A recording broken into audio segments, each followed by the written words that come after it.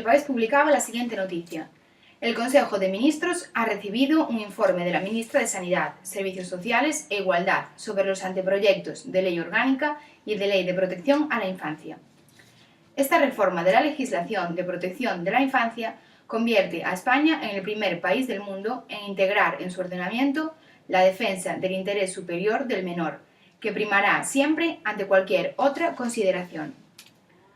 Este ha sido el elemento que ha guiado la elaboración de ambos anteproyectos de ley, desde el consenso y la cooperación con las comunidades autónomas y con las entidades sociales especializadas. Fruto de este diálogo nacen medidas que agilizan y flexibilizan los procedimientos de adopción y acogimiento, que fortalecen el derecho de los menores a participar en su entorno y que aumenta su protección en situaciones de violencia de género o ante casos de abusos sexuales. La realidad obliga a este esfuerzo, pues casi 35.000 menores se encontraban bajo tutela o guarda de las administraciones a finales de 2012, últimos datos oficiales al respecto.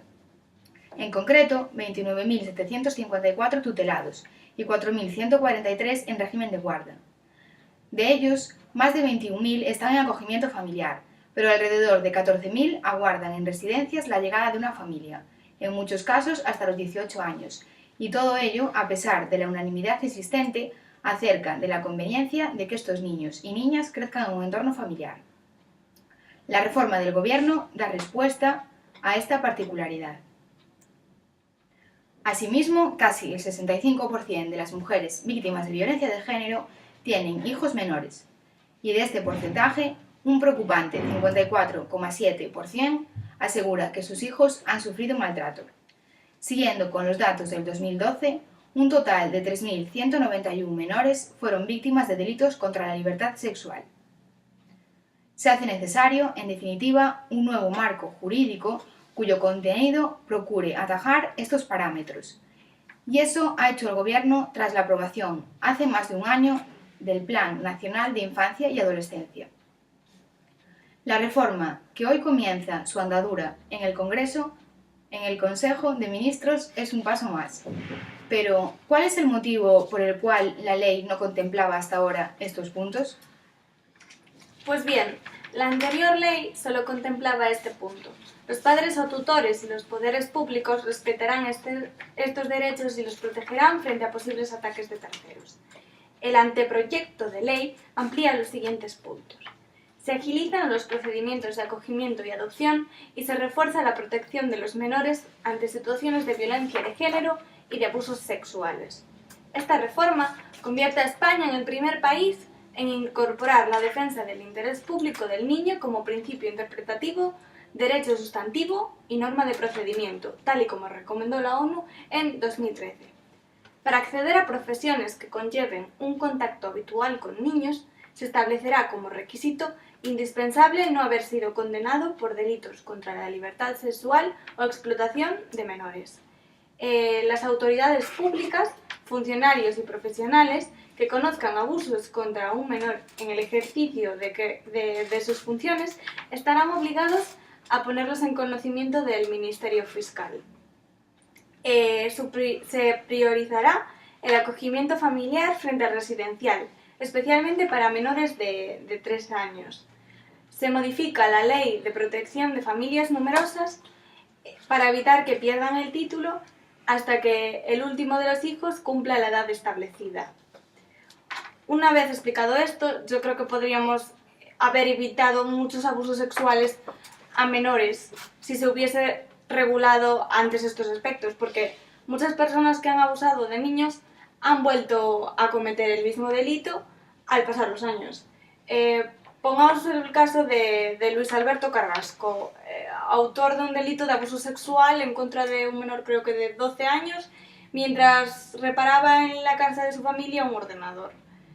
Ya había sido juzgado antes y yo creo que debería ser juzgado con mayor intensidad aquellos agresores que trabajan en ámbitos infantiles o con adolescentes mismo que en cualquier otro trabajo. Sinceramente, las personas que abusan una vez de un menor no deben tener la misma oferta laboral que una persona que trabaja en este ámbito y nunca ha abusado de nadie. El hecho de que la ley actual no incluya ninguno de los apartados que recoge el anteproyecto presentado por el Gobierno que ha leído mi compañera Tatiana se podría justificar porque los abusos a menores eran un tema tabú, pero la sociedad ha cambiado y en la actualidad estos temas se denuncian más. El hecho de ocultar estas situaciones era lo más normal, pero como todas las leyes es necesario que éstas se muevan en el mismo sentido que se mueve la sociedad. Totalmente de acuerdo en esto. Y bien, por otro lado, no se debería castigar tan duramente a los agresores hasta el punto de prohibirles trabajar en un ámbito relacionado con menores. Yo creo que las personas cambian y se pueden rehabilitar. No, yo creo que no. Todos cometemos errores y tampoco nos gustaría que un fallo quedase marcado por toda nuestra vida. Además, la mayoría de los agresores nos reinciden. Yo considero que es mucho más importante que se luche por facilitar la denuncia en estos casos de agresión o de abuso y que se hable más de reeducar a los culpables y no de marcar a estos y castigarlos de por vida. A ver, sinceramente yo no comparto lo que tú dices, ¿no? Porque yo me veo como madre, ¿no? En un futuro y pienso... o sea, una persona que abusa sexualmente de niños es lo que quiero para mis hijos, o sea...